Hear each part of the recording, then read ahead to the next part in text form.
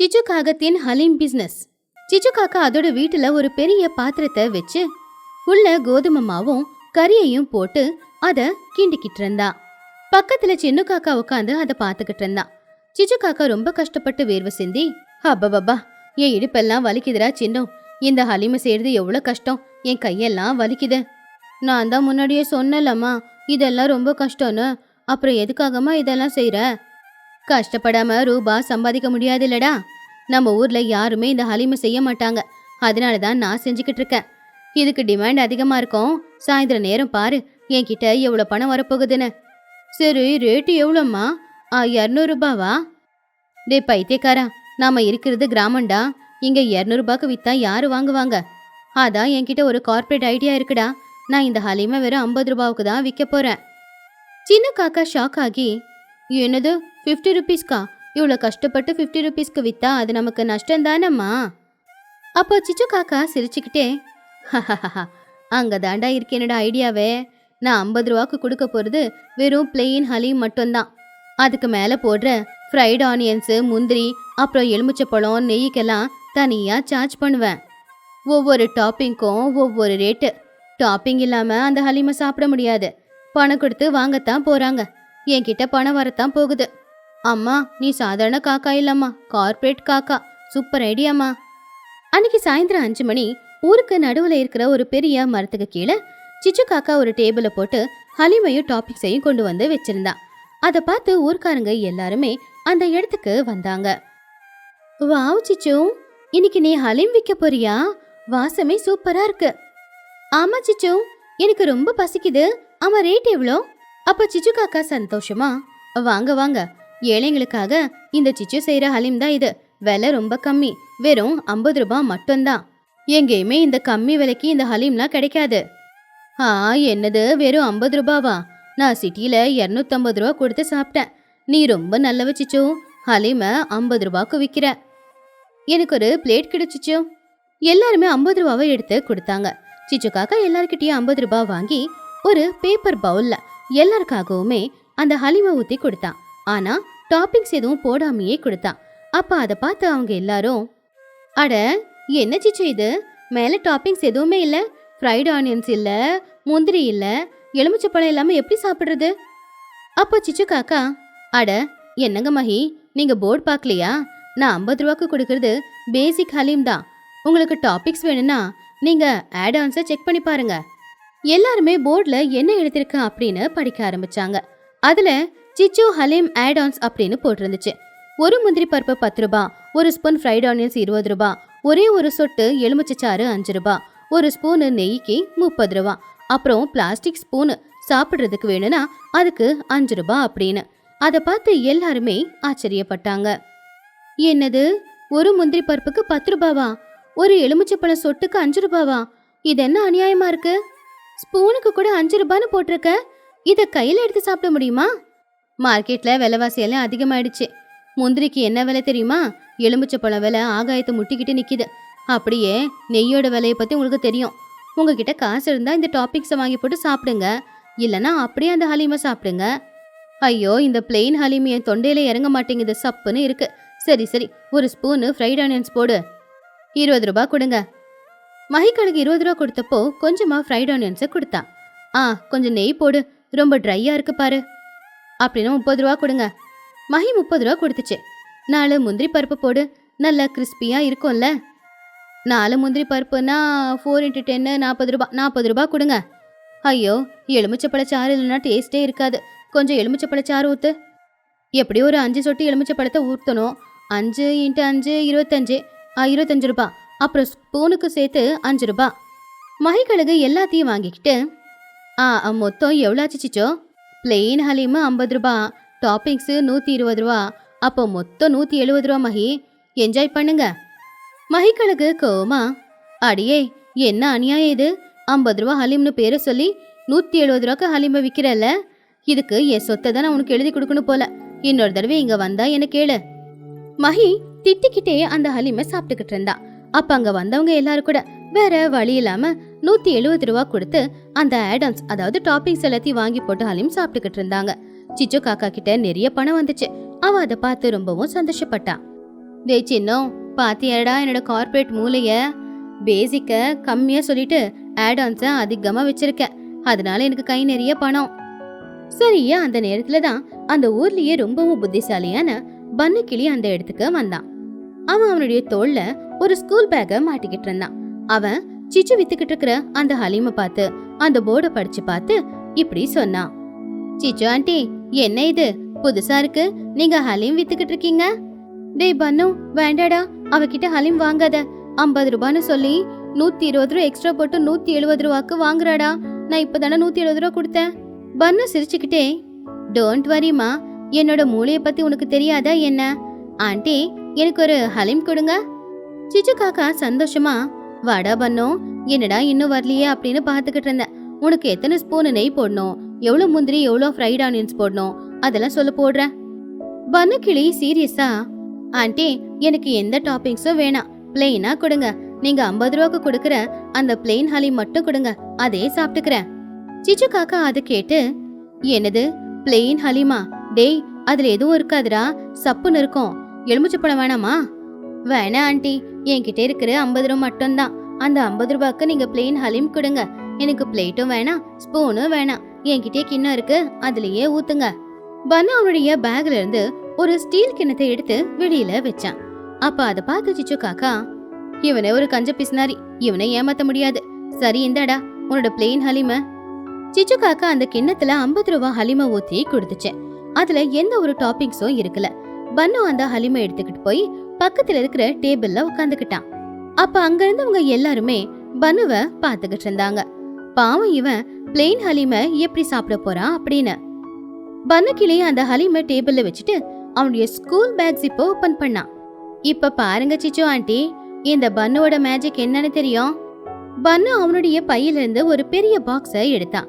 அதுல இருந்தது நிறைய ஃப்ரைட் ஆனியன்ஸ் தான். பன்னு, அதுல என்னடா இருக்கு? இதுல இருக்கிறது ஃப்ரைட் ஆனியன்ஸ் ஆண்டி. எங்க அம்மா இருக்காங்கல்ல, அவங்க காலையில பிரியாணிக்கு போடுறதுக்காக ஃப்ரைட் ஆனியன் செஞ்சாங்க. அதுல கொஞ்சம் டப்பால இருந்துச்சு. பன்னு அந்த ஹலீம்ல அவன் கொண்டு வந்த ஃப்ரைட் ஆனியன்ஸ போட்டான். ஒரு பொடி இல்ல, ஒரு டப்பா போட்டான். சிச்சு காக்கா அதை பார்த்து ஆச்சரியமா, என்ன வீட்ல இருந்து எடுத்துக்கிட்டு வந்தியா? பன்னு மறுபடியும் அந்த பேக்ல இருந்து ஒரு பாட்டில வெளியில எடுத்தான். ஆண்டி, இங்க பாத்தீங்களா, இது எங்க வீட்ல நாங்க செஞ்ச சுத்தமான பசு நெய். உங்களுடைய 30 ரூபா நெய் எனக்கு தேவையே இல்ல. பன்னு 4 ஸ்பூன் நெய்ய அந்த ஹலீம் மேல ஊத்துனான். அந்த சூட்டுல கரைஞ்சி நெய்யோட மனம் அங்கெல்லாம் பரவுச்சு. டேய், என்னடா பண்ணிக்கிட்டு இருக்கே நீ? இது சீட்டிங்டா. இதுல சீட்டிங் என்ன இருக்கு ஆண்டி?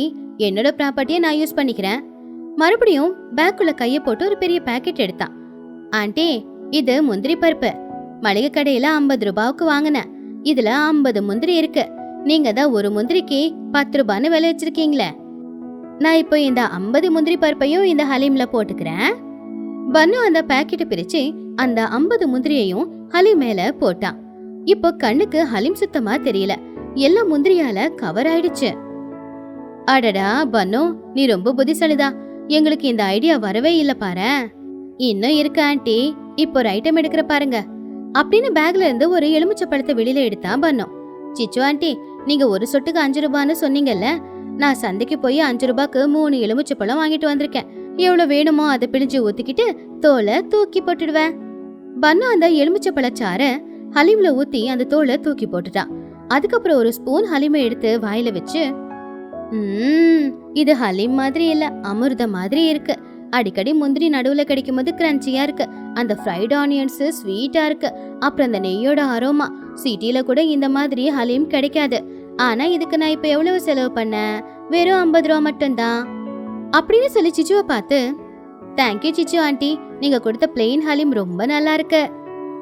பன்னுவோட ஐடியா பார்த்த உடனே அங்க இருக்கிற எல்லாருமே அதே ஐடியாவை ஃபாலோ பண்ணலாம்னு நினைச்சாங்க.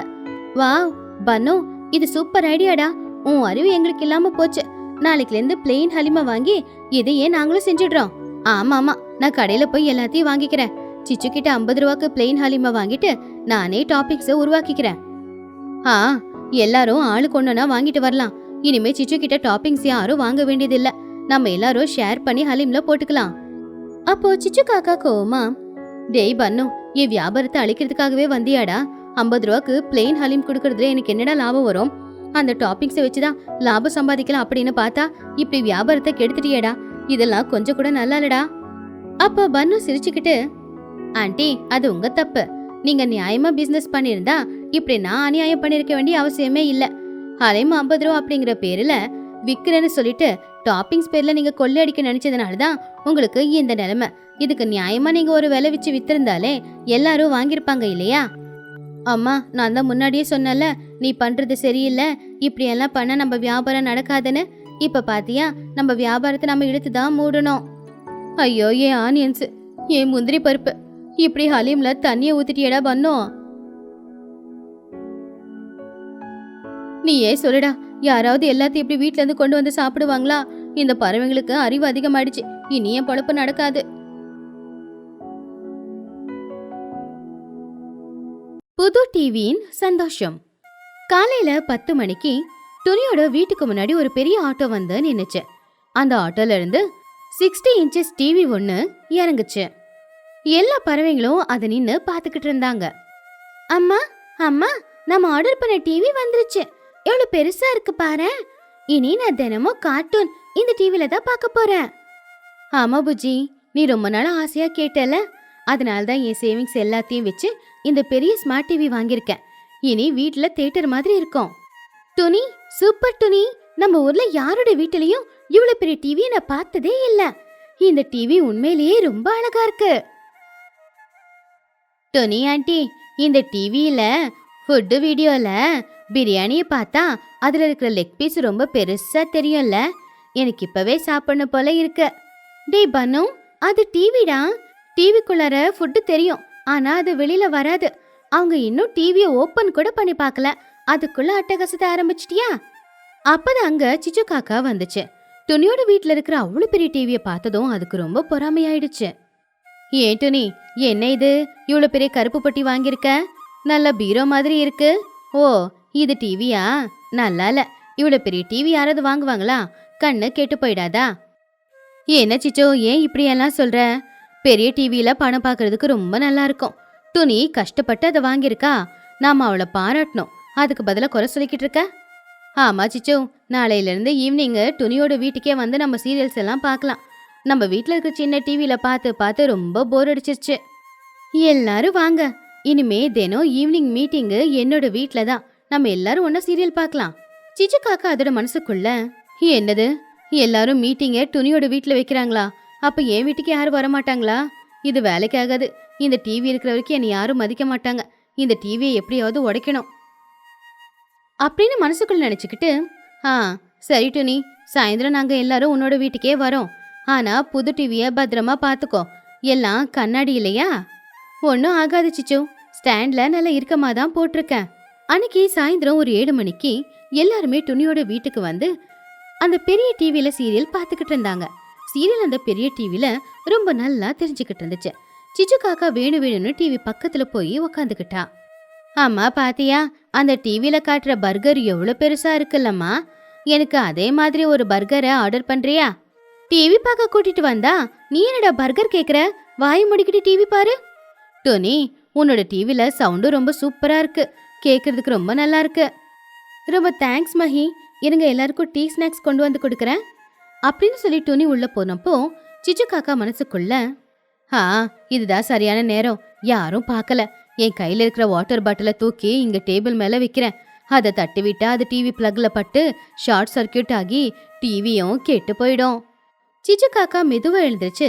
அவ கையில இருக்கிற அந்த தண்ணிய ஸ்விட்ச் போர்டு மேல எப்படியாவது ஊத்திடலாம் அப்படின்னு முயற்சி பண்ணிக்கிட்டு இருக்கும்போது, ஐயோ கையில கிளாஸ் வழுக்குதே அப்படின்னு சொல்லி சரியா தண்ணி ஊத்த வேண்டிய நேரத்துல திடீர்னு எப்படி வந்தான்னு தெரியல பன்னு வேகமா வந்து ಚಿಚು ಕಾಕಾವ ಅಂಗರ್ದು ತಳ್ಳಿ ಬಿಟ್ಟಿட்டான். ಆಂಟಿ, ಆ ಕಡೆ ಹೋಗಿ ಟಿವಿಯಲ್ಲಿ ಹೀರೋ ಬರ್ಗರ್ ತಿಂತಾ ಇದ್ದಾನೆ, ಅದನ್ನ ಪಕ್ಕದಲ್ಲಿ ನಿಂತ್ಕೊಂಡು ನೋಡ್ಬೇಕು ನನಗೆ. பன்னு வேகமா தள்ளி விட்டதுல அந்த தண்ணி ஸ்விட்ச் போர்டு மேல விழாம சிச்சு காக்கா மேல ஊத்திக்கிச்சு. அதனால சிச்சு காக்கா கோவமா, டேய் பன்னு, கண்ணு தெரியல, கையில வச்சிருந்த தண்ணிய என் முகத்துல ஏண்டா ஊத்துன? நான் ஒன்னும் ஊத்துல, உங்களை தள்ளி விட்டதுல தானாவே உங்க முகத்துல ஊத்திக்கிச்சு. டிவியில குறுக்க நின்னுக்கிட்டு இருந்தா அப்புறம் நாங்க பிக்சர் பார்க்க வேணாமா? சிச்சு, நீ தான் பார்த்துருக்கணும், சின்ன பையனை பிடிச்சி திட்டிக்கிட்டு இருக்க, நீ தானே கொஞ்சம் கவனமா இருக்கணும். துணிக்குருவி ஸ்நாக்ஸ் எடுத்துட்டு வந்து, என்னாச்சு சிச்சு, என்ன நினைஞ்சு போயிருக்க? ஒன்னும் இல்ல துணி, இதோ இந்த பன்னும். சரி, நான் வீட்டுக்கு போய் துணி மாத்திட்டு வந்துடுறேன் அப்படின்னு கோவமா அங்கிருந்து போயிட்டான். அடுத்த நாள் காலையில எல்லாரும் மறுபடியும் சீரியல் பாக்குறதுக்காக துணியோட வீட்டுக்கு வந்தாங்க. பக்கத்து வீட்டுக்காரங்களை ஏமாத்துற மாதிரி ஒரு சீரியல் வந்துச்சு. பாத்தீங்களா பாத்தீங்களா, இவ எவ்வளவு கெட்டவல, பக்கத்து வீட்டுல இருக்கிற அவ ஃப்ரெண்டையே பழி வாங்க பாக்குறா. ஆமா லூசி, இந்த காலத்துல எல்லாரும் அவ்வளவுதான். துணி, உன்னுடைய டிவில ரொம்ப தூசியா இருக்கு, நான் போய் கிளீன் பண்ணவா? வேண்டாம் சிச்சு, நான் காலையில தான் கிளீன் பண்ண, அதிகமா பண்ண கோடு விழுந்துரும். அதெல்லாம் ஒன்னும் ஆகாது, என் கையில இருக்கிற கிளாத் ரொம்ப சாஃப்ட். சிச்சு காக்கா கையில ஒரு பெரிய துணியை எடுத்துக்கிட்டு அந்த டிவியை துடைக்கிறேன்னு டிவி பக்கத்துல வந்தா. ஆனா சிச்சுவோட பிளான் அந்த டிவியில இருக்கிற தூசியை துடைக்கிறது கிடையாது. துடைக்கிறேன்ற பேர்ல அந்த டிவிய தள்ளி விடணும், டிவி கீழே விழுந்து உடைஞ்சு போகணும்ன்றதுதான். தள்ளணும், இத நல்லா தள்ளி உடைக்கணும் அப்படின்னு சொல்லி துடைக்கிற பேர்ல அவ அந்த டிவிய புஷ் பண்ணிக்கிட்டு இருந்தா. ஆனா டிவி அவளால அசைக்க கூட முடியவே இல்ல. அவ உஃபு உஃபுன்னு ஊதிக்கிட்டு, என்ன இது இவ்வளவு கனமா இருக்கு? அம்மா, என்ன பண்ணிக்கிட்டு இருக்க? டிவிய ஏன் தள்ளுற? தள்ளலடா, துடைக்கிறேன், தூசி அப்படியே ஒட்டிக்கிட்டு இருக்கு. அட சிச்சு, டிவிய அப்படி தள்ளக்கூடாது, கீழே விழுந்தா என்ன ஆகுறது? ஆனா கீழே விழாது நீ எவ்வளவு தள்ளினாலும். ஏன்னா டிவி சர்வீஸ்ல இருந்து வந்து ஸ்டாண்ட் போட்டு நல்ல கட்டியா பிக்ஸ் பண்ணிருக்காங்க. அது கேட்டு சிச்சு காக்கா, என்னது பிக்ஸ் பண்ணிட்டாங்களா? அப்ப இது கீழே விழாதா? ஆஹா, விழாது சிச்சு, எனக்கு சந்தேகம் இருந்துச்சு, யாராவது தெரியாம தள்ளி விட்டுட்டாங்கன்னா உடைஞ்சு போயிடும் இல்லையா, அதனால தான் நல்ல ஸ்க்ரூ போட்டு பிக்ஸ் பண்ணி வச்சிருக்கேன். பாத்தீங்களா ஆண்டி, துணி ஆண்டி உங்களை விட ரொம்ப ஸ்மார்ட். நீங்க அந்த டிவி துடைக்கிறத விட்டுட்டு வந்தீங்க உக்காருங்க. என்னோட ஃபேவரட் ஃபுட் ஆடு இப்போ வரப்போகுது, சும்மா நீங்க குறுக்கல நிக்காதீங்க. சிச்சு காக்காவோட முகம் வாடி போச்சு. அவனுடைய 2வது பிளானும் ஃப்ளாப் ஆயிடுச்சு. அன்னைக்கு ராத்திரி நேரம், யாரும் வீட்ல இல்லாத நேரமா பார்த்து சிச்சு காக்கா ஒரு கத்திரிக்கோலை எடுத்துக்கிட்டு துணியோட வீட்டுக்கு வந்துச்சு. அந்த டிவில இருக்கிற ஒயரை கட் பண்ணிட்டா அதுக்கப்புறம் டிவி கெட்டு போயிடும் அப்படின்னு சிச்சு காக்கா நினைச்சுக்கிட்டு இருந்தா. இப்போ யாரும் இங்க இல்ல, இந்த ஒயரை பாதி கட் பண்ணிட்டேன்னா அதுக்கப்புறம் யாராவது சுவிட்ச் ஆன் பண்ணா ஷார்ட் சர்க்கியூட் ஆகி இந்த டிவி கெட்டு போயிடும். இதுதான் என் பிளான். அப்படி சிச்சு காக்கா கத்திரிக்கோலை எடுத்துக்கிட்டு அந்த ஒயரை கட் பண்றதுக்காக பின்னாடி போனப்போ திடீர்னு எங்க இருந்து வந்துச்சுன்னு தெரியல, ஒரு பூனை வந்து மியாவ் அப்படின்னு கத்துச்சு. அட பூனை, இந்த துணி பூனையெல்லாம் எப்ப கொண்டு வந்தா? அந்த பூனை சிச்சு காக்காவை பார்த்த உடனேயே மியாவ் அப்படின்னு கத்துக்கிட்டே சிச்சு மேல எகிர ஆரம்பிச்சுது. சிச்சு காக்கா பயந்து பின்னாடி போய் ஒளிஞ்சுக்கிட்டா. அந்த சத்தத்தை கேட்டு துணியும் பசங்களும் வெளியில வந்தாங்க. அம்மா, நம்ம டிவி ஸ்டாண்டுக்கு பின்னாடி யாரோ இருக்கிற மாதிரி இருக்கு, டேபிள் அசையுது. ஆமா ஆண்டி, பின்னாடி பெரிய எலி இருக்கு போல, நான் போய் ஒரு பெரிய கட்டையை கொண்டு வரேன், அதை அடிச்சு கொண்டுடலாம். சிச்சு பயத்துல வெளியில வந்து, டேய் பன்னு, நான் எலி இல்லடா, உங்க சிச்சு ஆண்டி, அடிச்சிடாத. சிச்சு, டிவிக்கு பின்னாடி நீ என்ன பண்ணிக்கிட்டு இருக்க? உன் கையில கத்திரிக்கோல் ஏன் இருக்கு? சிச்சு காக்கா தடுமாறி, அது ஒன்னும் இல்ல, டிவியோட ஒயரு ரொம்ப நீளமா இருக்கா, யாராவது கால்ல மாட்டி விழுந்துருவாங்கன்னு அத சரி பண்ணிட்டு போலான்னு தான் வந்தேன். சோட்டுக்கிளி சந்தேகமா, ஒயரை சரி பண்றதுக்கு கத்திரிக்கோல் எதுக்கு? ஒயரை கட் பண்ணலாம் அப்படின்னு நினைச்சியா? சீச்சி, நான் ஏன் ஒயர் கட் பண்ண போறேன்? நான் டைலர்ல, அத கையில கத்திரிக்கோல் இருந்துச்சு, அத அப்படியே கொண்டு வந்துட்டு அவ்வளவுதான். அப்படி சொல்லி சிச்சு காக்கா அங்கிருந்து போயிடுச்சு. பன்னு கிளி சிரிச்சுக்கிட்டே, டோனி ஆண்டி, சிச்சு ஆண்டியோட ஆக்டிங்க பார்த்தா டிவி சீரியல்ல வர வில்லன் மாதிரியே இருக்கு, ஆஸ்கர் ஆக்டிங், அவங்களுக்கு அவார்டே கொடுக்கலாம். 4வது நாள் துணியோட வீட்ல டிவி ஜன்னலுக்கு பக்கத்துல இருந்துச்சு.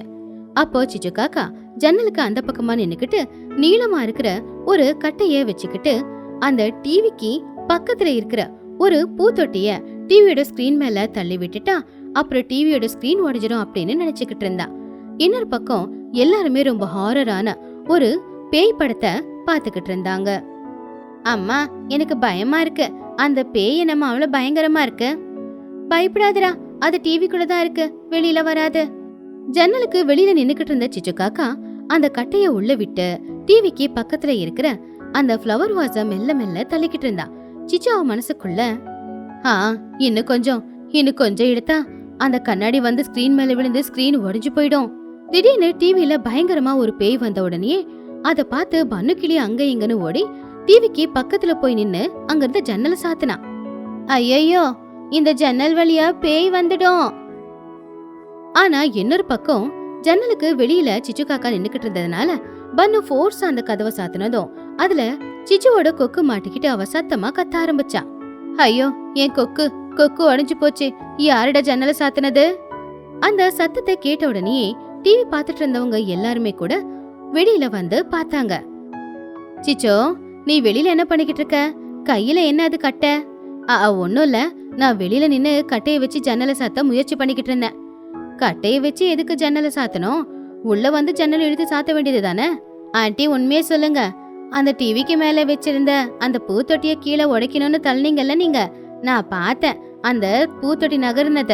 துணி ரொம்ப கவலையா, என்ன சிச்சு இது, உனக்கு என் டிவி மேல ஏன் அவ்வளவு கோவம்? அந்த டிவில நாம எல்லாரும் தானே சந்தோஷமா படம் பாக்குறோம், நான் மட்டும் ஒண்ணு பாத்துக்கிட்டு இல்லையே. அப்படி இருக்கும்போது எதுக்காக அந்த டிவிய உடைக்க பாக்குற நீ? சிச்சுவுக்கு இதுக்கு என்ன பதில் சொல்றதுன்னு தெரியல. அவ பண்ணது எல்லாருக்குமே தெரிஞ்சு போச்சு. எல்லாரும் அவளை திட்ட ஆரம்பிச்சாங்க. சிச்சு, பக்கத்து வீட்டுக்காரங்க நல்லா இருந்தா பார்த்து சந்தோஷப்படணும், ஆனா உன்ன மாதிரி இப்படி பொறாம படக்கூடாது. ஆமா, நீ எவ்வளவு கெட்டவன்றது இப்பதான் தெரியுது. துணி கஷ்டப்பட்டு வாங்கின அந்த டிவிய உடைக்க என்னெல்லாம் முயற்சி பண்ற? காலையில இருந்து டிவியை துடைக்கிறேன்னு தள்ளிவிட பாக்குற, கத்திரி எடுத்துட்டு வந்து ஒயர் கட் பண்ண பாக்குற, இப்போ மொத்தமா டிவியை தள்ளி விட்டுலான்னு பாக்குற. சின்ன காக்கா அழுதுகிட்டே, அம்மா, எல்லாரும் உன்னை திட்டுறாங்க, எனக்கு கஷ்டமா இருக்கு. நம்ம வீட்டுல டிவி இல்லைன்னா என்னம்மா? அத துணி ஆண்டியோட வீட்டுல எல்லாரும் கூட உட்காந்து டிவி பாக்குறோம்ல, அப்புறம் ஏமா இப்படி எல்லாம் பண்ண அப்படின்னு சொல்லி சின்ன காக்கா பயங்கரமா அழும்போது அவனுக்கு அவமானமா இருந்ததுனால சிச்சு காக்காவுக்கு அது ரொம்ப வருத்தமாவும் இருந்துச்சு. தான் புள்ளையே என்ன இப்படி சொல்லிட்டானே அப்படின்னு அவ வருத்தப்பட்டா. அவ செஞ்ச தப்பு அவளுக்கு புரிஞ்சுது. டோனி, என்ன மன்னிச்சிடு, நீ பெரிய டிவிய வாங்கிட்டு வந்து வச்சுட்ட, ஆனா எங்க வீட்டுல சின்ன டிவி கூட இல்ல. அதுதான் எனக்கு ரொம்ப பெரிய பொறாமையா ஆயிடுச்சு. அதனாலதான் டிவியை உடைக்கணும்னு நான் முயற்சி பண்ணேன்.